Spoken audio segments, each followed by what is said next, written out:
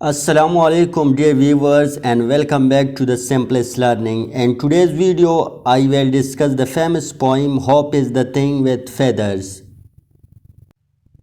This famous poem is written by the American poetess Emily Elizabeth Dickinson. She was born on 10th of December 1830 and died on 15th of May 1886 in America. Poem discuss کرنے سے پہلے اس کی structure پر مختصر سی بات کرتے ہیں۔ اس poem میں total 3 کوارٹرینز ہیں یا 3 سٹینزا۔ ہر وہ سٹینزا یا پوئم جس میں 4 لائنز ہوتی ہے تو اسے کوارٹرین کہتے ہیں۔ اس پوئم میں 3 کوارٹرینز ہیں یعنی 3 کوارٹرینز اور ٹوٹل 12 لائن۔ نیکسٹ ہے rhyme scheme of the poem. اس پوئم کی ہر سٹینزا کی رائم سکیم کچھ یوں ہے۔ سٹینزا نمبر 1 کی رائم سکیم ہے ABCB۔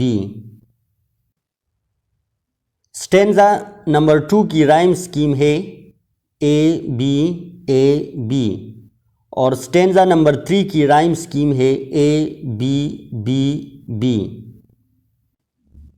رائم سکیم سے مراد وہ لیٹرز ہیں جو ایک لائن کے آخر میں آتے ہیں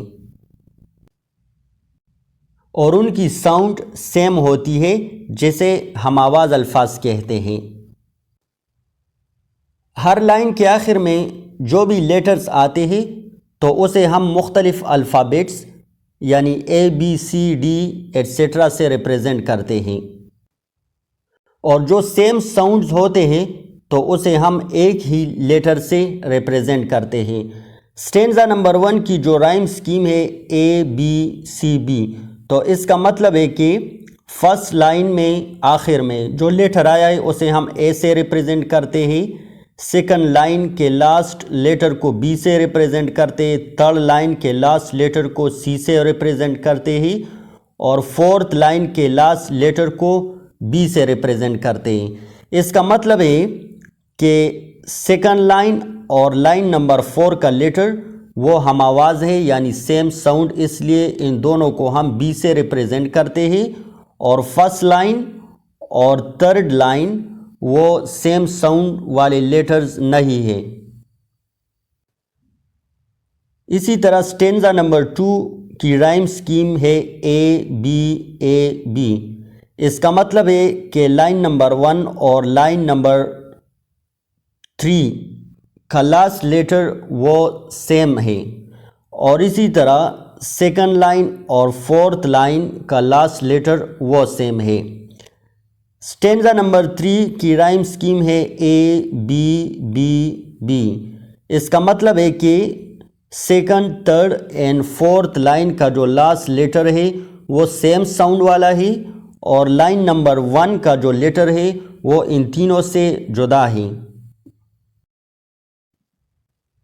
پوئم کی سٹرکچر میں نیکسٹ ہے میٹافور۔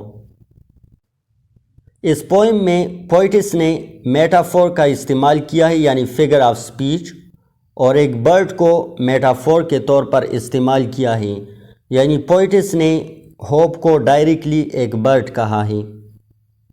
اب آتے ہیں پوئم کی طرف اور لائن بائی لائن یہ پوئم ڈسکس کرتے ہیں۔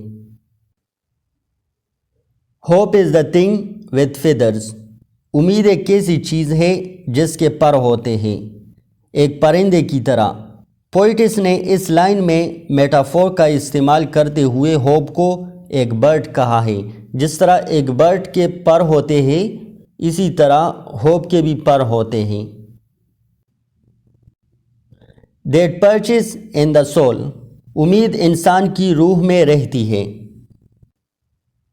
and sings the tune without the words۔ اور یہ امید الفاظ کے بغیر نغمے گاتی ہے یعنی امید ایک خوشگوار ساز ہے اور اس ساز کے ذریعے امید انسان کو موٹیویٹ کرتی رہتی ہے۔